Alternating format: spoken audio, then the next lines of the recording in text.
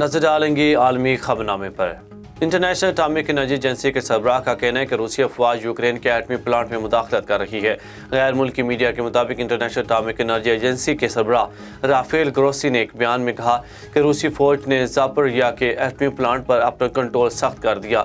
Rafale Grossi का कहना था कि रूसी फौज ने एटमी प्लांट पर मोबाइल नेटवर्क को इंटरनेट को भी बंद कर दिया है। ज़रूरी इत्तलात रोकने के लिए अवाम हालात में इस्तेमाल किए जाने वाले चैनल्स को भी बंद किया जा रहा है। सऊदी अरब ने अमरीकी कंपनी से दफाई सामान की तैयारी का मुआहिदा कर दिया है। फ्रांसीसी खबर एजेंसी के मुताबिक सऊदी अरब ने पीर के रोज़ अमरीकी एरोस्पेस कंपनी लॉकहीड मार्टिन के साथ दफाई मिसाइल्स के अनासर तैयार करने के लिए एक मुआहिदे का ऐलान किया है।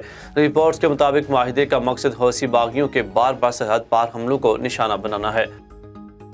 आयरलैंड में रूसी सफारतखाने के दरवाजे से ट्रक टकराने के इल्जाम में ड्राइवर को गिरफ्तार कर लिया गया है। फ्रांसीसी खबर एजेंसी के मुताबिक आयरिश पुलिस ने बताया कि पीर को दारहुकूमत डबलिन में रूसी सफारतखाने के दरवाजे से ट्रक के टकरा जाने के बाद एक शख्स को गिरफ्तार कर लिया गया है और तफ्तीश शुरू कर दी गई है।